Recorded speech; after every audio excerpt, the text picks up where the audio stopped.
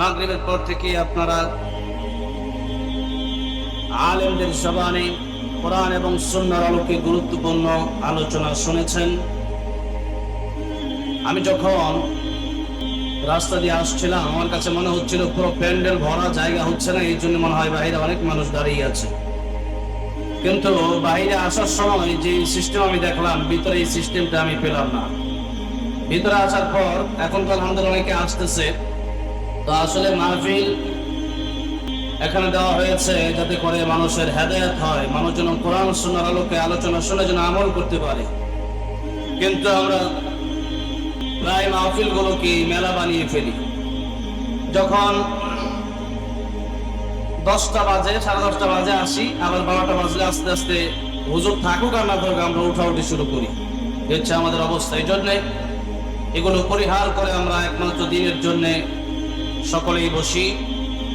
আল্লাহ সুবহানাহু ওয়া তাআলার আলিশান দরবারে হৃদয়ের গভীর থেকে অসংখ্য অগণিত শুকর আদায় করছি যে মহান রব্বুল ইজ্জত ওয়াল জালাল আমাদেরকে অত্যন্ত দয়া করে, ভালোবেসে, মায়া করে কোরআন এবং সুন্নাহর জন্য কবুল করেছেন, মঞ্জুর করেছেন।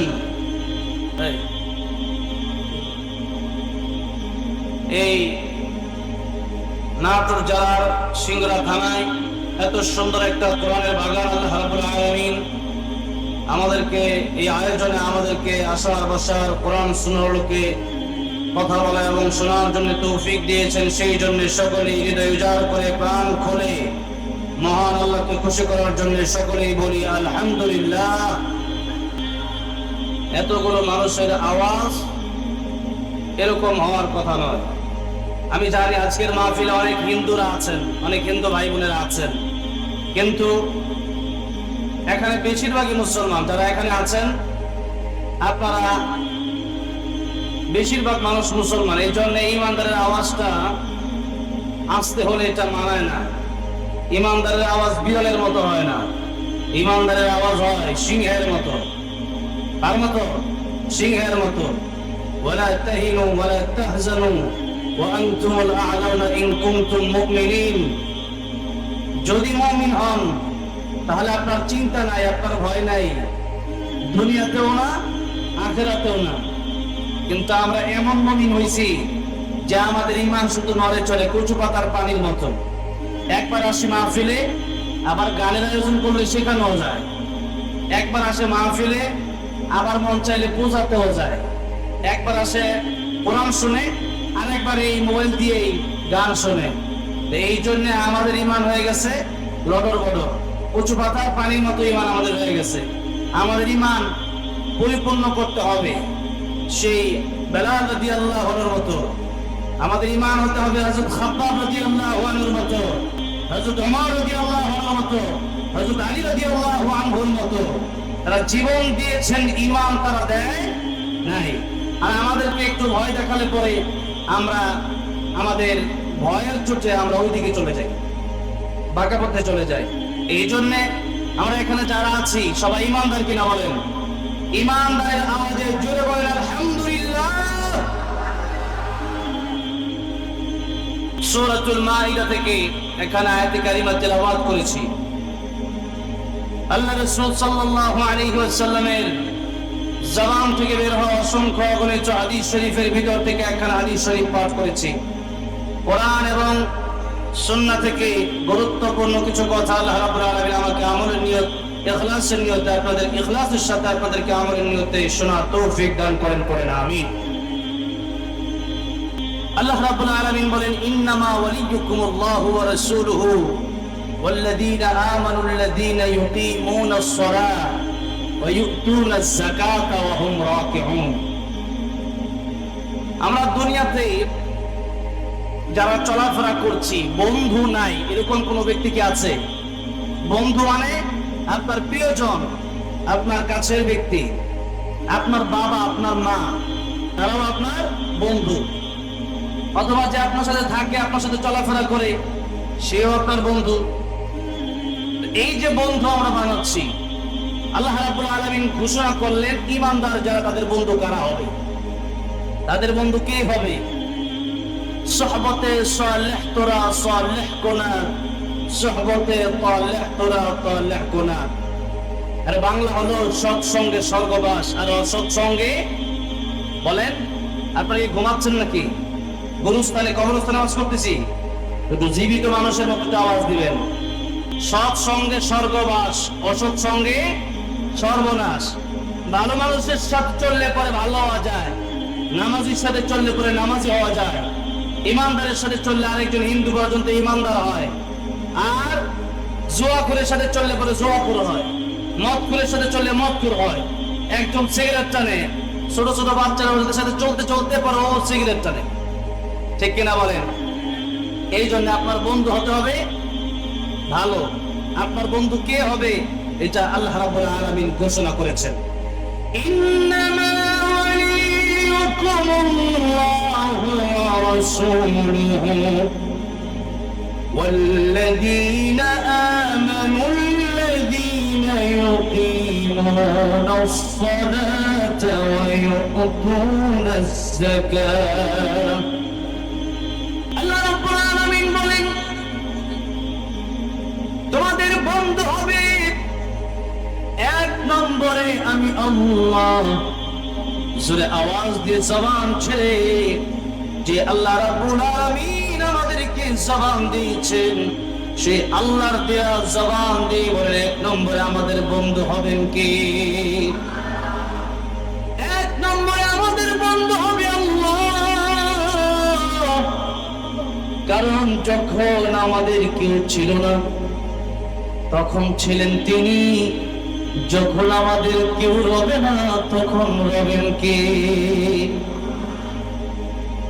আল্লাহ রাব্বুল আলামিন সেই রূহের জগৎ থেকে শুরু করে এই পর্যন্ত আমাদেরকে হিরো বানালেন না পাক পানি থেকে তৈরি করে।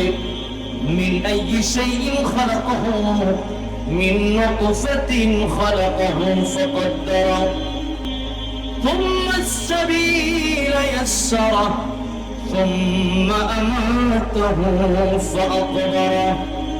আল্লাহ রাব্বুল আলামিন মানুষকে নুতফা নাপাক পানির মাধ্যমে বানায়া, নাপাক পানির মাধ্যমে সৃষ্টি করে মায়ের গর্ভ থেকে বের করে দুনিয়ায় আনলেন। এই মানুষের এই দুনিয়ায় শেষ নয়, আরেকটা জীবন আছে, সেই জীবনে আবার আমাদের যেতে হবে। আমরা ছিলাম মৃত, আল্লাহ করেছেন আবার জীবিত, আবার হব মৃত, আবার আল্লাহ রাব্বুল আলামিন আমাদের করবেন জীবিত। আল্লাহ রাব্বুল আলামিন বলেন, কাইফা তাকফুরুনা বিল্লাহি ওয়া কুনতুম আমওয়াতান ফাআহইয়াকুম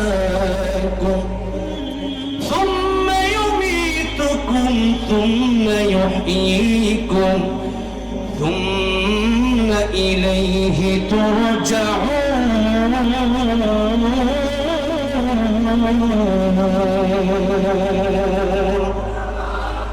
আল্লাহ রাব্বুল আলামিন বলেন, মানুষ কিভাবে আল্লাহর সাথে নাফরমানি করে, মানুষ কেমনে সম্ভব যে আল্লাহর সাথে মানুষ নাফরমানি করবে? অথচ সেই মানুষ এক সময় ছিল মৃত, আল্লাহ রাব্বুল আলামিন আবার জীবন দিলেন, আবার সেই মানুষ মরে যাবে, আবার সেই মানুষকে আল্লাহ রাব্বুল আলামিন জীবন দান করবেন। তাহলে একটু চিন্তা করে বলেন তো, আমরা আগে কি জীবিত ছিলাম না আগে মৃত ছিলাম? কি ছিলাম? মৃত ছিলাম। সেই মৃত থেকে যে আল্লাহ আমাদের জীবন দান করলেন, সেই আল্লাহ তো আমাদের সবচাইতে বড় আপন, ঠিক কিনা বলেন?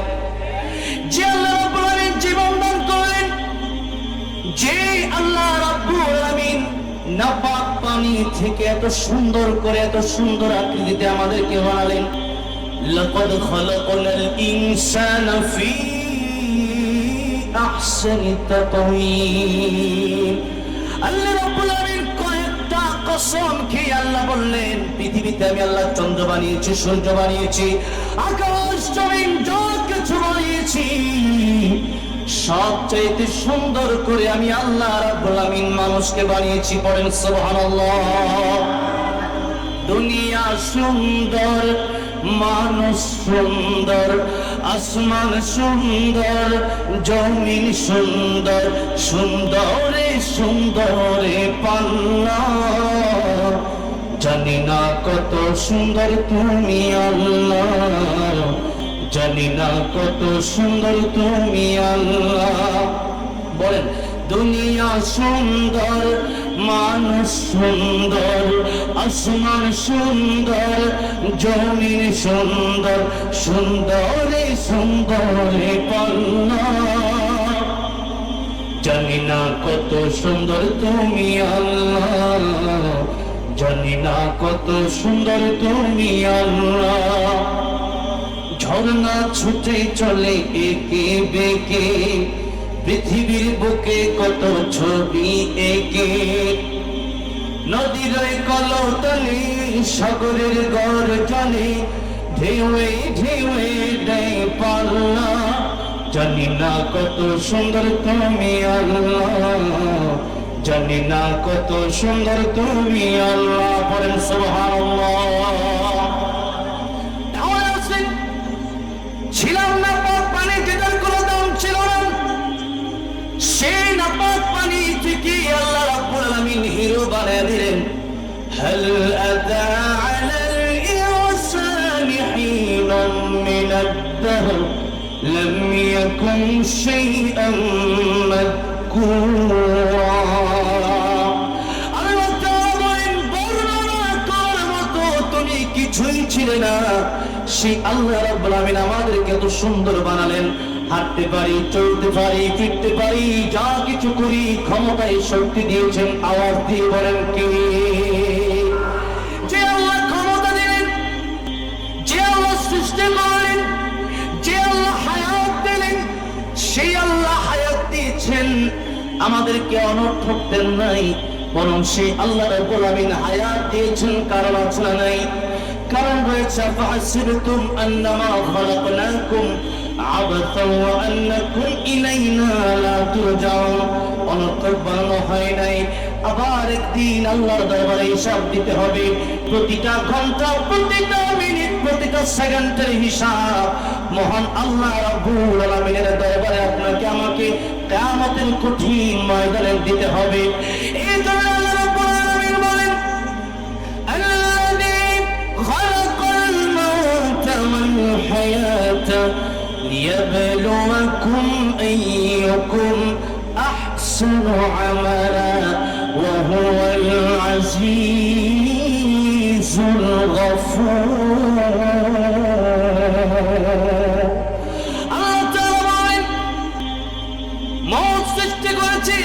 সৃষ্টি করেছি কেন রে বান্দা? আমি আল্লাহর পরীক্ষার জন্য কে কত ভালো আমল করতে পারো, এই পরীক্ষার জন্য তোমাদের হায়াত মত আমি আল্লাহ সৃষ্টি করলাম। এই দুনিয়া হল পরীক্ষার হল, এই দুনিয়া পরীক্ষার হল। এই দুনিয়াতে কাফের বেঈমান সবাই এক নদী থেকে মাছ খেতে পারবে, এক গাছ থেকে ফল খেতে পারবে, ধান ক্ষেত থেকে ধান নিয়ে ভাঙ্গের পরে চাউল খেতে পারবে, ভাত খেতে পারবে, ফসল দিন। এই দুনিয়াতে খাবার যা আছে, পানি আল্লাহ রাব্বুল আলামিন দিয়েছেন, সব খেতে পারবে। কিন্তু কিয়ামতের কঠিন ময়দানের জবাব আল্লাহ রাব্বুল আলামিনের দরবারে দিতে হবে। দুনিয়াতে কাফের মুসলমান এক পেটে খাবার খেতে পারবে, কিন্তু কিয়ামতের ময়দান যেদিন কায়েম হবে, সেদিন একসাথে খাবার খাওয়ার সুযোগ থাকবে না। এমনকি একসাথে দাঁড়ানোর সুযোগ থাকবে না। সূরা ইয়াসিন আল্লাহ বলেন, وامتازوا اليوم أيها المجرمون।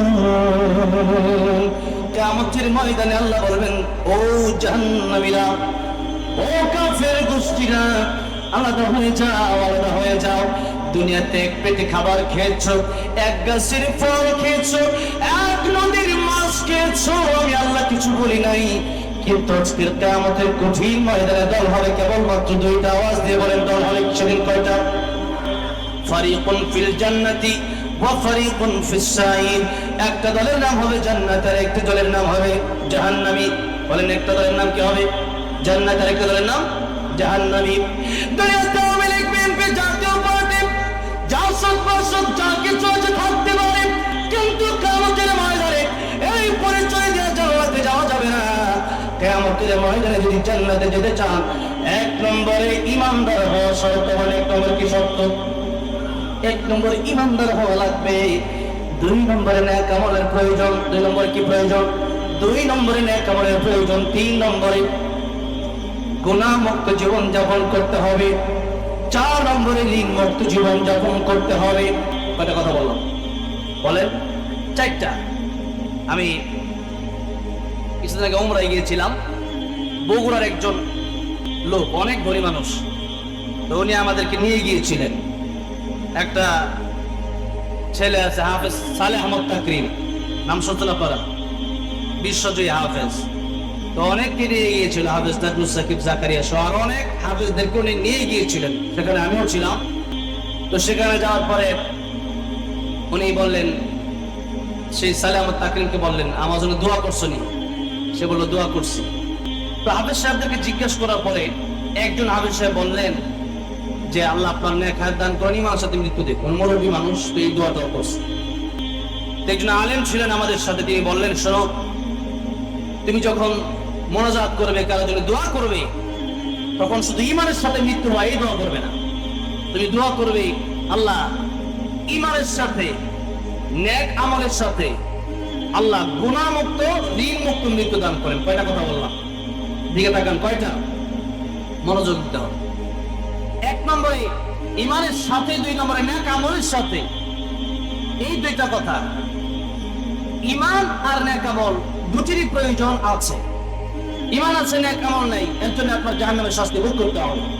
ইমান আছে, এরপরও মিথ্যা কথা বলে, এরকম লোক তো নাটোরে নাই, ঢাকায় অভাব নাই, নাটোরে তো নাই।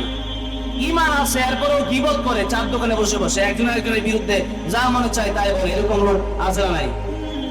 আপনি যদি মিথ্যা কথা বলার জন্য কমপক্ষে একটা কবিরা গুনার জন্য 60,000 বছর করে জ্বলেন জাহান্নামে, তো কত বছর জাহান্নামে জ্বলে হিসাব করে দেখেন কত মিথ্যা কথা জীবনে বলছেন। এরপরে আমাদের দেশে, আমাদের বর্তমান দেশে এত পরিমাণ গীবত, আমার মনে হয় বাংলাদেশে এমন কোন গ্রাম নাই যে গ্রামে গীবত হয় না। গ্রাম তো বইয়ের কথা, বাংলাদেশে এই ওয়াজের ময়দানে পর্যন্ত একজন আরেকজনের বিরুদ্ধে কিভাবে গীবত করবে, সে বলে অমুক খারাপ, সে বলে অমুক খারাপ, এই বলতে বলতে ওয়াজ শেষ করে। এটা মনে হয় ঠিক না, এটা মনে হয় আমি ভুল বলছি। অসংখ্য অগণিত মাহফিলে কোরআন হাদিসের আয়াত লেখে, আল্লাহ রাসূলের হাদিস লেখে, হাজার হাজার লক্ষ লক্ষ হাদিস লেখে, তারা তাদের আলোচনা হলো এই যে অমুক খারাপ, অমুক কাফের, অমুক ফাসিক। এমন চাইলে কাফের বলছে, কাফের ফাসিক বলছে। এরকম বক্তা আমাদের দেশে আছে না নাই বলেন তো? এই জন্যে একজন অনেক বড় একজন আলেম বলেছেন যে বর্তমানে অনেক বক্তাদের